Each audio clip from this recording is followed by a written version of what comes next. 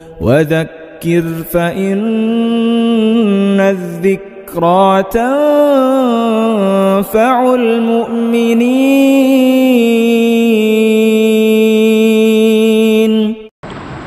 الحمد لله وكفى وسلام على عباده الذين اصطفى. أما بعد فأعوذ بالله من الشيطان الرجيم. بسم الله الرحمن الرحيم. ألف لام ميم. أحسب الناس أن يتركوا أن يقولوا آمنا وهم لا يفتنون. صدق الله العظيم. قابل احترام بزرگوں اور دوستوں، ہمیشہ اور ہر دور میں، ہر زمانے میں، ہر علاقے میں، ہر ماحول میں اہل حق کا اہل باطل کے ساتھ ٹکراؤ چلا آیا ہے، اور چونکہ باطل ہمیشہ زیادہ رہا تو اہل حق کو مٹانے اور دبانے کے لیے وہ مختلف قسم کے حربے آزماتا ہے۔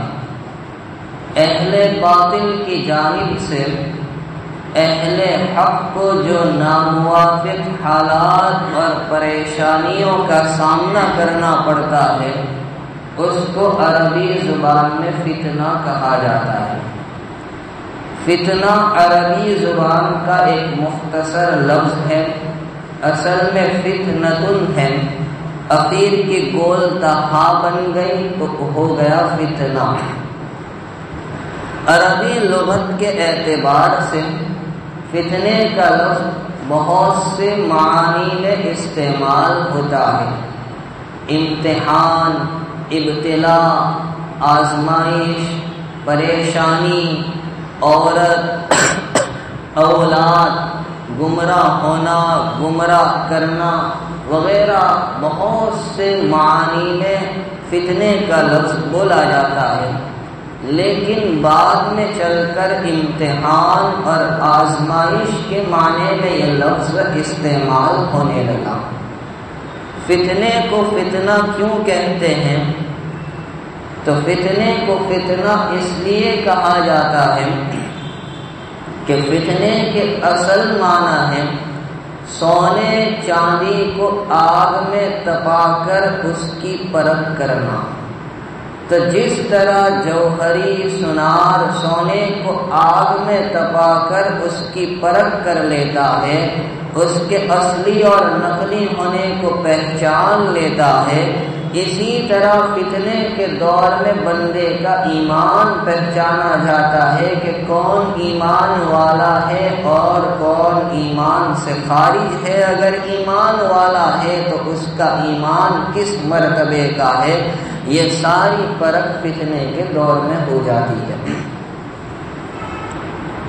ایک چھوٹا سا سوال یہاں ہو سکتا ہے کہ اس امت میں فتنے کیوں رکھے گئے؟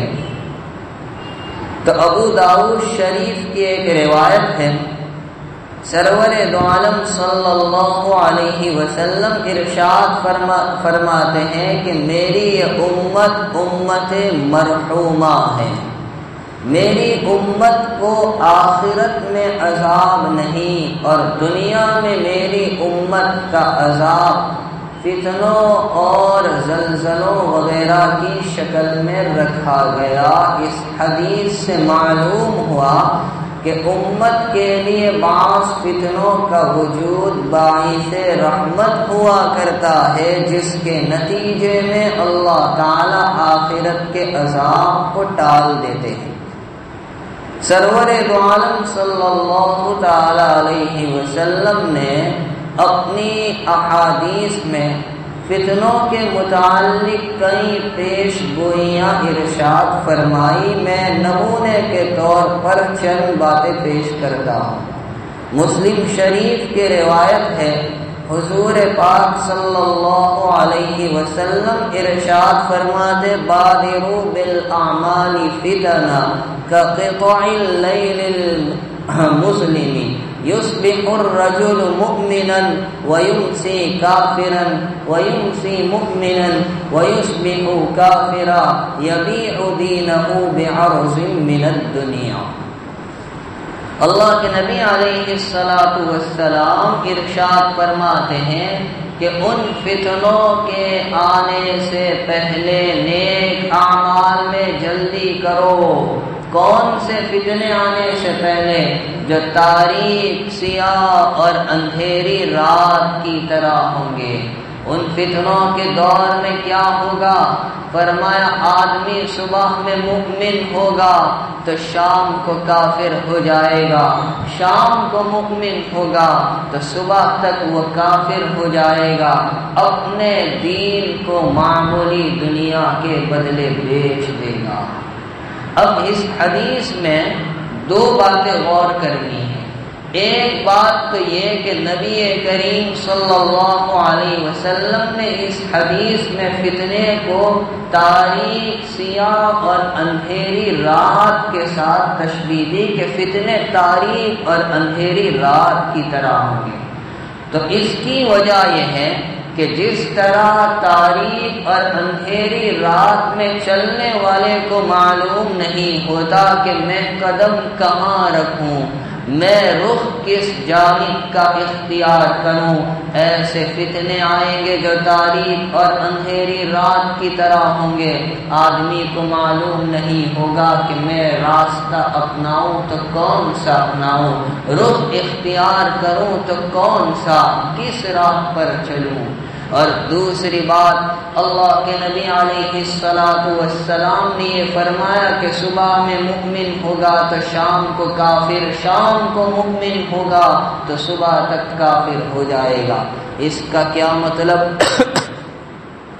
اس کا ایک مطلب تو یہ کہ آدمی واقعی ایسا ہی ہو جائے گا، صبح کو مؤمن تو شام تک ایمان سے ہاتھ دھو بیٹھے گا، شام کو مؤمن ہوگا تو صبح اس حال میں کرے گا کہ ایمان اس کے پاس نہیں رہے گا۔ اللہ ہماری اور ہمارے نسلوں کی حفاظت فرمائے۔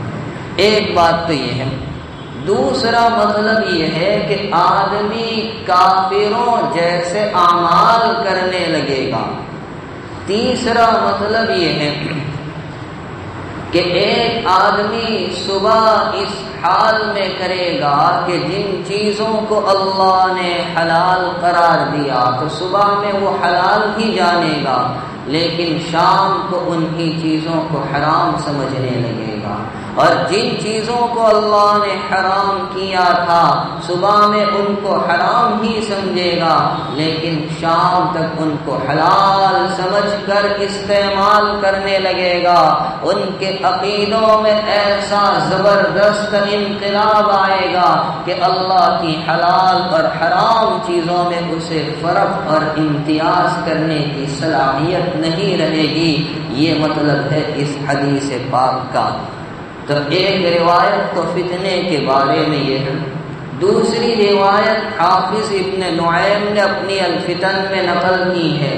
حضرت عبداللہ ابن مسعود رضی اللہ تعالی عنہ سے مروی ہے کہ سرور دو عالم صلی اللہ علیہ وسلم ارشاد فرماتے ہیں کہ تم پر فتنے جماعتوں کی شکل میں آئیں گے، فتنوں کا ایک گروہ آئے گا چلا جائے گا، اس کے بعد دوسرا گروہ آئے گا، اس طرح ایک ایک کر کے فتنوں کی ایک جماعت کے جماعت تم پر آتی چلی جائے گی۔ آدمی اپنی زندگی سے بیزار ہو کر موت کی تمنا کرنے لگے گا، کسی قبر کو دیکھ کر کہے گا کاش اس کی جگہ میں ہوتا۔ یہ تمنا کرنا اللہ سے ملاقات کے شوق میں نہیں بلکہ دنیا اور اس میں آنے والے احوال سے بیزاری کی وجہ سے ہوگی، اور انسان کو موت گرمی کے موسم میں ٹھنڈے پانی سے غسل سے بھی زیادہ لذیذ معلوم ہونے لگے۔ اسی طرح ایک روایت میں نبی کریم صلی اللہ علیہ وسلم ارشاد فرماتے ہیں کہ تم لوگ دنیا میں اب صرف مصیبتیں اور فتنے ہی دیکھو گے، اور ہر آنے والا فتنہ گزرے ہوئے فتنے سے زیادہ بھاری ہوگا۔ ابن ماجہ شریف کے روایت میں ہے، اللہ کے نبی علیہ الصلوۃ والسلام فرماتے ہیں لم یبق من الدنیا الا بلاء و فتنہ، دنیا میں اب مصیبت اور فتنے کے علاوہ کچھ بچا ہی نہیں ہے۔ مسلم شریف کی روایت میں نبی کریم صلی اللہ علیہ وسلم فرماتے ہیں تعوذوا باللہ من الفتن ما ظہر منہا وما بطن، اللہ سے پناہ مانگو ایسے فتنوں سے جو ظاہری بھی ہوں گے جو باطنی بھی ہوں گے۔ اور ایک روایت میں نبی کریم صلی اللہ علیہ وسلم ارشاد فرماتے ہیں کہ تم پر ایک ایک کر کے فتنے آتے چلے جائیں گے، اور ان فتنوں کے دور میں کھڑے ہونے والا بیٹھنے والے سے اور بیٹھنے والا کھڑے ہونے والے سے، کھڑے ہونے والا چلنے والے سے، چلنے والا دوڑنے والے سے بہتر ہوگا۔ اور آقا فرماتے ہیں کہ جو ان فتنوں کی طرف متوجہ ہوگا لپکے گا فتنہ اس کو اپنی جانب کھینچ لے گا، اور جو پناہ چاہے تو اس کو چاہیے کہ وہ اللہ کی پناہ طلب کرے۔ یہ تمام روایتیں صاف بتلاتی ہیں کہ برسوں پہلے میرے اور آپ کے آقا جناب رسول اللہ صلی اللہ علیہ وسلم نے ہمیں فتنوں کے بارے میں یہ وضاحت فرمائی۔ حضور پاک صلی اللہ علیہ وسلم کی احادیث کا اگر جائزہ لیا جائے تو پتہ چلے گا نبی کریم صلی اللہ علیہ وسلم نے فتنوں کو کچھ چیزوں کے ساتھ تشبیہ دی۔ نمبر 1، بارش کے قطروں کے ساتھ۔ نبی کریم صلی اللہ علیہ وسلم ایک مرتبہ ایک ٹیلے پر چڑھے اور اپنے اصحاب سے خطاب کر کے فرمایا کیا تم وہ دیکھتے ہو جو میں دیکھتا ہوں؟ صحابہ کرام نے عرض کیا نہیں۔ اللہ کے نبی علیہ الصلوۃ والسلام نے فرمایا میں دیکھ رہا ہوں فتنے تمہارے گھروں میں بارش کے قطروں کی طرح اتر رہے ہیں اور برس رہے ہیں۔ اسی طرح فتنوں کو تشبیہ دی گئی تاریک اور اندھیری رات کے ساتھ، جیسا کہ میں نے ابھی آپ کے سامنے مسلم شریف کی روایت پیش کی جس میں سرور دو عالم صلی اللہ علیہ وسلم نے فرمایا ان فتنوں کے آنے سے پہلے نیک اعمال میں جلدی کرو جو تاریک سیاہ اور اندھیری رات کی طرح ہوں گے۔ اسی طرح فتنوں کو تشبیہ دی گئی صائبانوں کی طرح۔ ایک روایت میں فتنوں کو تشبیہ دی گئی بیل کے سر کے ساتھ۔ اسی طرح ایک روایت میں نبی کریم صلی اللہ علیہ وسلم نے فتنوں کو اندھا، گونگا اور بہرا کہا کہ ایسے فتنے آئیں گے جو اندھے، گونگے اور بہرے ہوں گے۔ جس طرح اندھے، گونگے، بہرے کو حق دکھتا نہیں، سمجھتا نہیں، اس کو معلوم نہیں وہ رخ کہاں کا اختیار کرے، آدمی اپنے ہوش و حواس کو فتنوں کے دور میں اسی طرح کھو دے گا کہ اس کو بھی کچھ معلوم نہیں ہوگا کہ جاؤں تو کہاں جاؤں، رخ اپناؤں تو کون سا رخ اپناؤں۔ اسی طرح نبی کریم صلی اللہ علیہ وسلم نے فتنوں کو گرمی کی آندھی کے ساتھ تشبیہ دی۔ حضرت حذیفہ ابن الیمان رضی اللہ تعالی عنہ نبی کریم صلی اللہ علیہ وسلم کے رازدار اور عموماً نبی کریم صلی اللہ علیہ وسلم سے فتنوں کے بارے میں ہی پوچھنے والے تھے۔ وہ کہنے لگے اپنے متعلقین سے کہ فتنوں کو میں جتنا جانتا ہوں دوسرا کوئی نہیں جانتا، اور فرمایا اس وجہ سے نہیں کہ نبی کریم صلی اللہ علیہ وسلم نے صرف مجھے بتایا، میرے دوستوں کو نہیں، بلکہ آقا نے عام مجمع میں یہ باتیں بتائی تھیں، لیکن میرے سارے ساتھی دنیا سے رخصت ہو گئے، میرے علاوہ کوئی باقی نہیں، اس لیے میں زیادہ جانتا ہوں۔ اور فرمایا کہ ایک مرتبہ نبی کریم صلی اللہ علیہ وسلم نے فتنوں کا ذکر کرتے ہوئے فرمایا تھا کہ گرمی کے موسم میں چلنے والی گرم آندھیوں کی طرح فتنے تم پر آئیں گے۔ ایک روایت جو ترمذی شریف کی دوسری جلد میں ہے، جس میں آقا علیہ السلام نے تسبیح کے دھاگے ٹوٹنے کے ساتھ فتنوں کو تشبیہ دی ہے۔ حضرت علی اور حضرت ابو ہریرہ رضی اللہ عنہما سے یہ روایت منقول ہے۔ نبی کریم صلی اللہ علیہ وسلم نے ارشاد فرمایا، جب میری امت 15 طرح کے کام کرنے لگے، فرما اذا اتخذ الفیء دولا، جب مال غنیمت کو دولت سمجھ کر ہضم کیا جانے لگے، والامانۃ مغنما، امانت کو غنیمت سمجھ کر ہڑپ کیا جائے، اس میں خیانتیں ہونے لگے، والزکاۃ مغرما، زکات کو تاوان، ٹیکس اور بوجھ سمجھا جائے۔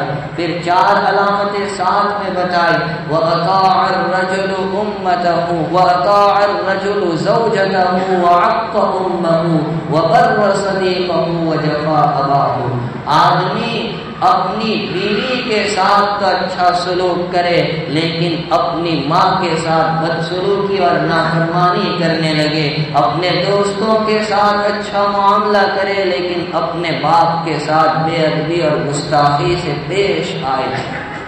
وَأُكْرِمَ الرَّجُلُ مَخَافَةَ شَرِّ، آدمی کا اعزاز و اکرام اس کی شرارتوں سے بچنے کے لیے کیا جائے۔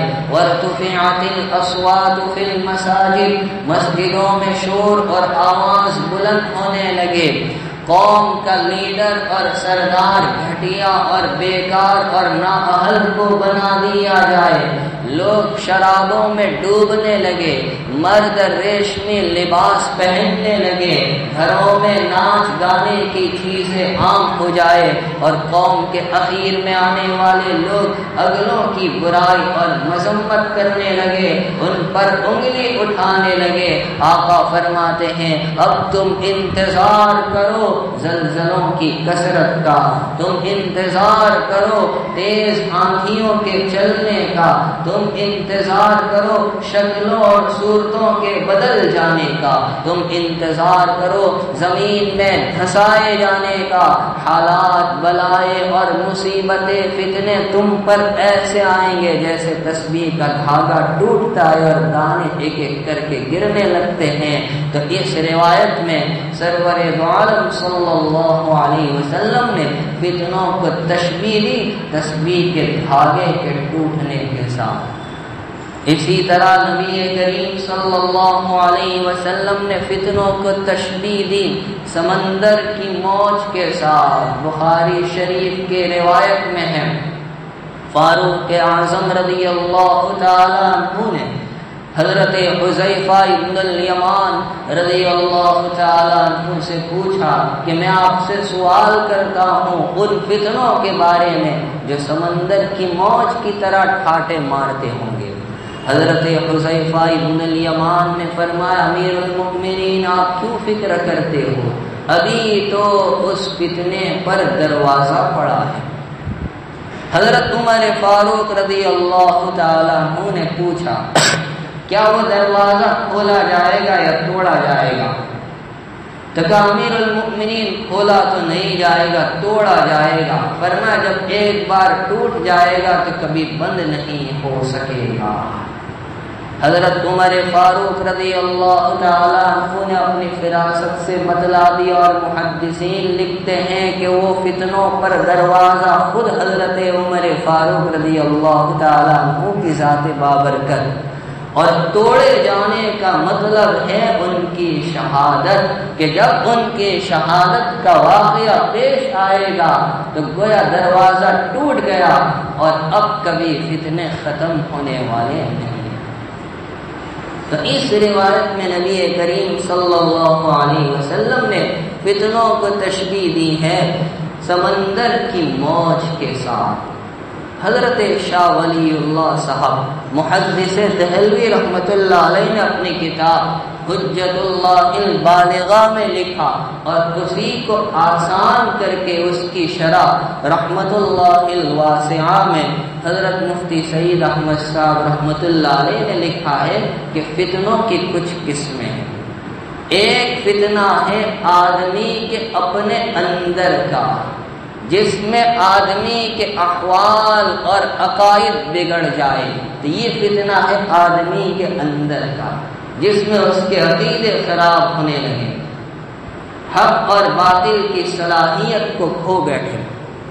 دوسرا فتنہ ہے گھریلو فتنہ، یعنی جس میں گھریلو ماحول اور گھریلو نظام خراب ہو جائے، ازدواجی زندگی پرسکون کے بجائے تلخیوں کا شکار ہو جائے، معمولی بات پر طلاق ہونے لگے اور اس کو معمولی سمجھا جائے، اور طلاق کے بعد بھی اس کو اپنے لیے حلال سمجھا جائے۔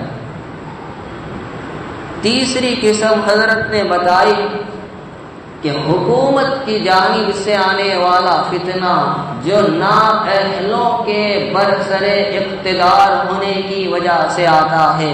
اللہ کے نبی علیہ السلام فرماتے ہیں اذا وسد الامر الى غیر اہلہ فانتظر الساعہ، جب معاملہ نااہل کو دے دیا جائے تو اب تم قیامت کا انتظار کرو۔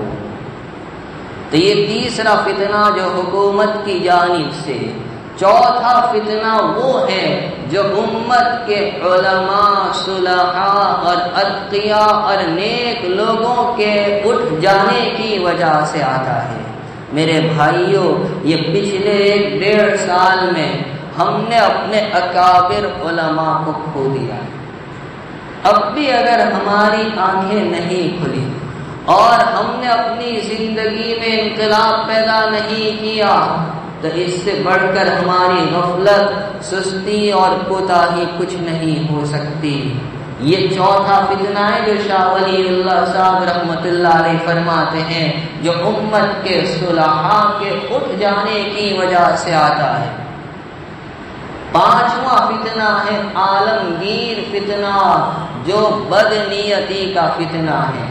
اور چھٹا فتنہ ہے حوادثات کا، مختلف قسم کی پریشانی، بلائیں، وبائیں، زلزلے، قتل و غارت گیری وغیرہ کے پیش آنے سے ہوتا ہے۔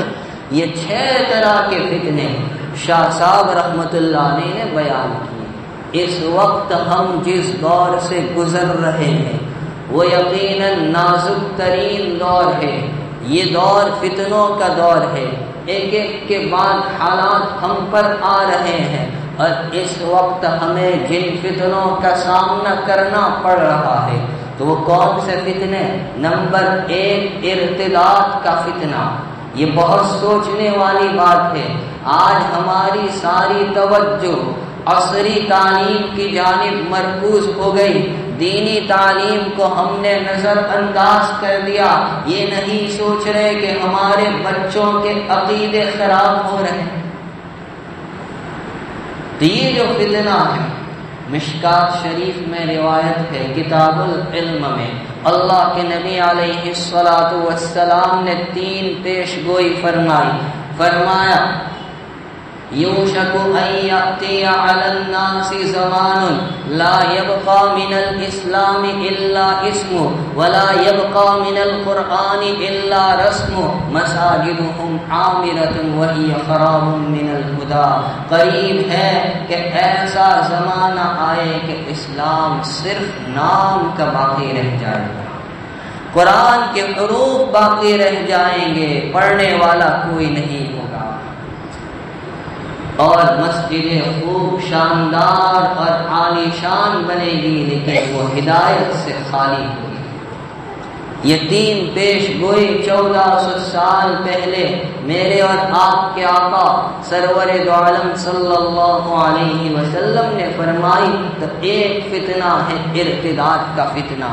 کیا ہم نے سوچا ہم اپنے بچوں کو اسکولوں میں کیا تعلیم دلواتے ہیں؟ میرے بھائیوں، میں ایک بات یہاں کہوں، باقاعدہ منصوبے تیار ہو رہے ہیں، ہمیں ایمان اور اسلام سے دور کرنے کے پلاننگ بنائے جا رہے، اور ہم تو غفلت کی چادر اوڑے ہوئے سوئے ہیں۔ میں آپ کو سیدھی سی بات کہوں، پہلے بچہ جب اسکول میں جاتا تھا اور پہلا ہی سال وہ 12 گھڑی جو پڑھتا تھا، اس زمانے میں کبوتر ہوا کرتا تھا، لیکن اب ترقی کرتے ہوئے کمل ہو گیا۔ کبھی سوچا آپ نے؟ جو ماں مرچا ہوا کرتا تھا وہ ماں مندر کا ہو گیا، جو رمکڑا ہوا کرتا تھا وہ رتھ ہو گیا۔ کبھی سوچا آپ نے؟ جو گدھیڑا ہوا کرتا تھا، اب تو میں اس کا نام بھی نہیں لیتا، وہ کیا ہو گیا؟ وہ آپ کو سوچنا چاہیے۔ تو ان لوگوں نے ہمیں مرتد بنانے کے لیے جو ایک راستہ اختیار کیا ہے وہ عصری تعلیم، اور دوسرا راستہ جو انہوں نے اپنایا ہے وہ غربا کی غربت سے ناجائز فائدہ اٹھانا۔ حضرت مولانا اسعد مدنی رحمت اللہ علیہ بنگلور کا سفر کر رہے تھے، گاڑی جا رہی تھی، اسکول چھٹی تھی، ایک بچے کو دیکھا دفتر پہنے ہوئے جا رہا ہے، راستے میں ایک پتھر پڑا ہے جو لوگوں کو تکلیف دینے والا، اس بچے نے وہ پتھر ہٹا کر سائڈ پر رکھ دیا۔ تو حضرت کو بڑا اس پر تعجب ہوا، ڈرائیور سے کہا گاڑی روک دو، اترے، بچے سے پوچھا بیٹا تمہارا نام کیا، تمہارے ابو کا نام کیا؟ اس نے اپنا نام بتایا، اپنے باپ کا نام بتایا، وہ مسلمان بچہ تھا۔ کہ بیٹا تم نے بڑا اچھا کام کیا، راستے سے تکلیف دینے والی چیز کو ہٹایا، یہ ایمان کا حصہ ہے۔ اب اس بچے کا جو جواب تھا وہ سن کر حضرت اپنا سر پکڑ کر بیٹھ گئے۔ اس نے کہا ہم کو ہمارے گاڈ یشوع نے یہی تعلیم دی۔ تو ایک فتنہ ہے ارتداد کا فتنہ، جس کا اس دور میں ہمیں سامنا کرنا پڑ رہا ہے۔ دوسرا فتنہ ہے بدعات کا، یعنی عقائدوں کے بگاڑ کا فتنہ۔ تیسرا فتنہ ہے عورتوں کا، فیشن پرستی کا جو دور چل رہا ہے، اور سرور دو عالم صلی اللہ علیہ وسلم نے 1400 سال پہلے اپنی امت کے مردوں کو آگاہ کر دیا تھا، الا فاتقوا الدنیا واتقوا النساء، دنیا سے بچو اور عورتوں سے بچو۔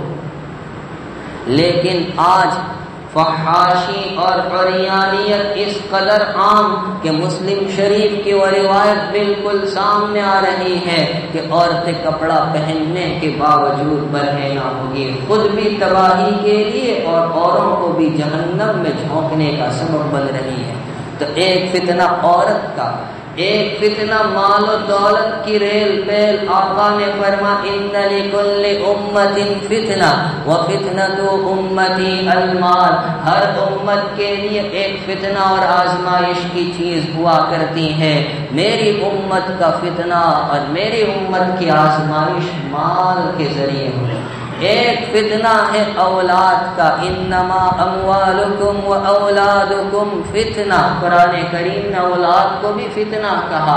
اولاد کو اگر صحیح تعلیم و تربیت کے زیور سے آراستہ کیا تو ٹھیک، اور اگر صحیح تعلیم و تربیت سے آراستہ نہیں کیا تو سن لو، مولانا علی میاں صاحب ندوی رحمت اللہ علیہ نے ایک تعلیمی کانفرنس کو خطاب کرتے ہوئے فرمایا تھا کہ اولاد کا بچپن میں مر جانا بہتر ہے اس سے کہ وہ بڑی ہو اور دینی تعلیم کے زیور سے خالی ہو، خود بھی جہنم میں جائے، ماں باپ کو بھی جہنم میں لے جائے، اس سے تو اس کا بچپن میں مر جانا بہتر ہے۔ اور ایک فتنہ ہے انٹرنیٹ کا فتنہ، یہ تو کہنے کی ضرورت نہیں ہے، مجھ سے زیادہ آپ جانتے ہیں۔ اب آخری بات، ان فتنوں سے حفاظت کیسے ہو، اس کا علاج تو سب سے پہلے اپنے عقائد کی درستگی اور اس کا اہتمام کہ ہمارے عقیدوں پر چوٹ نہ آئے، اور وہ کب ہوگا؟ جبکہ ہم اپنے بچوں کو مدارس اور مکاتب سے جوڑیں گے۔ نمبر 2، نمازوں کی حفاظت، اور وہ بھی کیسے؟ باجماعت ادائیگی کا اہتمام، کیونکہ نماز حفاظت کا مضبوط قلعہ ہے، جو اس میں آ جاتا ہے وہ تمام پریشانیوں سے محفوظ ہو جاتا ہے۔ تیسرے نمبر پر صدقات کی ادائیگی اور اس کا اہتمام۔ نبی کریم صلی اللہ علیہ وسلم فرماتے ہیں کہ صدقہ ان بلاؤں کو بھی ٹالتا ہے جو آ چکی اور جو اب تک نہیں آئی۔ اللہ صدقے کی برکت سے بلاؤں کو دور کر دیتے ہیں۔ چوتھی چیز جو ہے وہ دعاؤں کا اہتمام۔ حدیث پاک میں فرما ان الدعاء ينفع مما نزل ومما لم ينزل، کہ دعا نازل شدہ مصیبت کو بھی ٹال دیتی ہے اور جو اب تک نہیں آئی اس کو بھی دور کرتی ہے۔ 5ویں نمبر پر جمعہ کے دن سورہ کہف کی تلاوت کا اہتمام۔ آپ جانتے ہیں کہ اس سے دجال کے فتنے سے حفاظت ہو جاتی ہے، جبکہ اس سے بڑا فتنہ کوئی نہیں، باقی سارے فتنے تو اس کے سامنے ہیں۔ 6 نمبر پر ہر جگہ، ہر مسجد درس قرآن اور درس حدیث کے سلسلے کو جاری کرنا۔ 7ویں نمبر پر اپنے گھروں میں سیرت کی، صحابہ کرام کے حالات کی کتابوں کی تعلیم کرنا۔ میں تو اگر ایک سوال کروں تو آپ کے پاس اس کا جواب بھی نہیں ہوگا کہ بھائی کتنوں کے گھر میں میرے آقا کی سیرت کی کتاب موجود ہے۔ کسی بھی زبان میں ہو، چھوٹی ہو بڑی ہو، اس سے کوئی لینا دینا نہیں۔ کیا نبی سے ہماری محبت صرف اتنی؟ آج ہم اپنے نبی سے واقف نہیں، غیروں کو ہم کیا واقف کروائیں گے؟ اور 8واں علاج یہ ہے کہ تعلق مع اللہ بشکل صحبت اہل اللہ، اللہ والوں کی صحبت کے ذریعے اللہ سے اپنے رشتے کو مضبوط کیا جائے۔ یہ فتنوں کے 8 بہترین علاج ہے۔ رب العالمین فتنوں سے ہم تمام کی مکمل حفاظت فرمائے اور ہمارے ایمان کو مضبوط رکھے۔ ابو داؤد شریف کی روایت میں 3 مرتبہ فرمایا ان السعید لمن جنب من الفتن، نیک بخت وہ ہے جو فتنوں سے بچا لیا گیا، نیک بخت وہ ہے جو فتنوں سے بچا لیا گیا، نیک بخت وہ ہے جو فتنوں سے بچا لیا گیا۔ اللہ اپنے لطف و احسان سے ہم سب کو بھی بچا لے۔ آمین۔ وآخر دعوانا الحمد للہ رب العالمین۔